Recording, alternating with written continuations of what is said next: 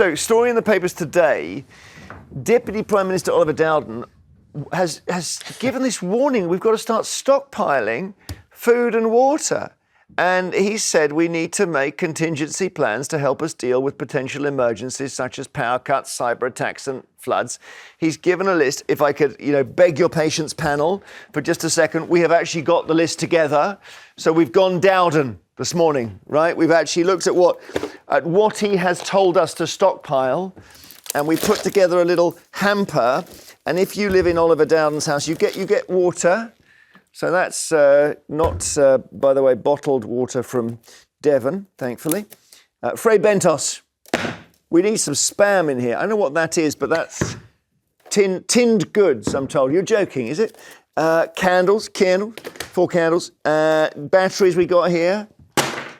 Oh, we have got Spam. Yeah. This is unreal. And, of course, the obligatory stockpiled toilet rolls. And that's essentially it. That's what he's saying. I mean, Carol, what do you think of that? Well, he's just created a crisis right there, hasn't he? I mean, people in this country do not need to be told to safeguard and stockpile because they're very good at it anyway. We saw what happened during COVID. Toilet roll shortage within about 48 hours. He's not addressing the root cause of the problem here. He's talking about national outages. Well, the government needs to sort that out as opposed to telling us to prepare for. But isn't it good sense, Dom, to have a little bit of an underground cellar? In a lot of countries, Finland, for instance, this happens people do it normally. I know you're on a bet to mention Finland as early as possible. No, I'm not. It's a sort of Scandi logic to it. But to me, this is a sort of metaphor for the current government. I mean, it's kind of, there's something there for every disaster that's happened from the water in Brixham to Newroll, which is COVID. Yeah, or it could be what I need to go to Glastonbury. I don't know.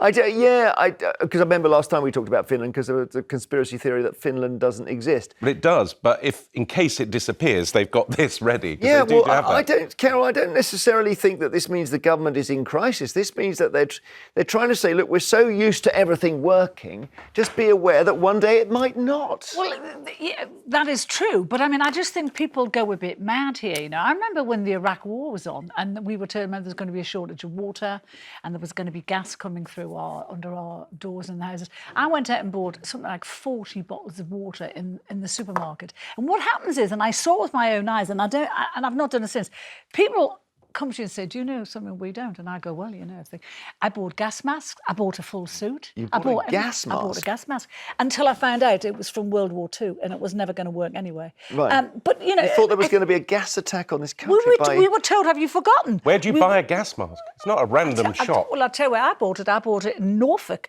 in Norwich. That I was doing a TV show I guess, of course, Norwich. Obviously. The Norwich gas mask industry, yeah. They're massive in that, yeah. And I bought 2.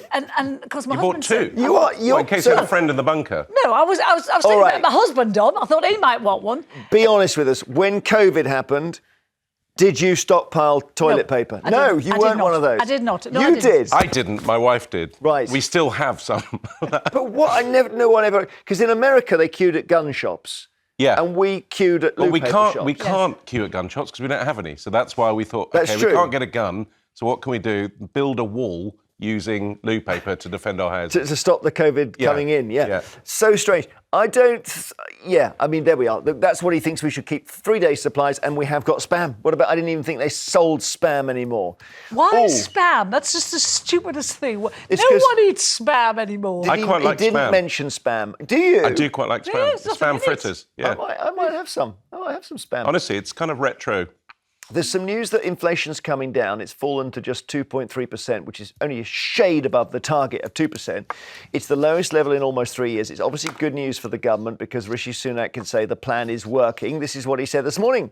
When I came into this job, I made it a priority to halve inflation. We've delivered on that, and now, as I said, it's back to normal. That's not just because of our plan that is working, it's because of everyone's collective hard work and sacrifice, and it shows what is possible when we put our minds to it. But I am conscious as well that there is more work to do. People are only just starting to feel the benefits, and that's why it's important that we do stick to this plan so that we can continue to deliver a secure future for everyone. But these things don't happen by accident. I came into office with a plan to bring down inflation. That plan is working, and if we stick to it, there are brighter days ahead. Is that word? You're laughing.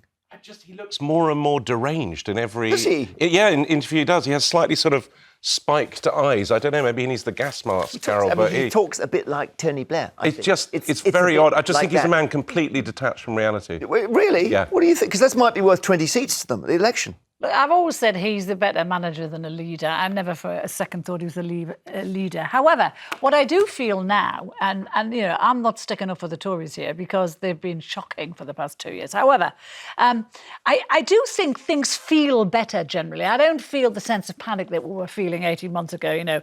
Gas and electricity prices have come down, food prices have come down. I don't know why you're laughing, 'cause they have. Done No, I'm laughing because we've just been told by the government to start stockpiling. Yes, but that's why I'm laughing. but that's not what I just said. Was that food prices have come down, fuel prices have come down, inflation has come down, mortgages are coming down. So it doesn't feel to me like the panic it did 18 months ago. Doesn't mean things are going to get a whole lot better, but I think they feel better. I'm going to give you a that happens. Little conspiracy theory here, right? The IMF, which does reports on every country, says that the Bank of England could do about 6 interest rate cuts, and it's not doing them. Now, is it possible the Bank of England is thinking we're going to wait until the government falls? Well, it's because the bloke in charge has made so many mistakes that I think he's terrified to do I just anything. wonder whether they just think, well, let's give Labour the interest rate cuts. I don't care who they give it to as long as they do them. it. And the problem is they're not doing them at the moment, and that feels very strange. When we mentioned later on in the programme to do with being at a book launch, you and I were at a book launch, and Liz Truss was there. Yeah. Okay? She ran away when she saw us lot. Well, I literally timed her. She arrived at 7:01 and she left at 7:09. How long do the letters stay? The letter stayed 8 minutes. Really? And I think, is this a thing where she does everything really quickly?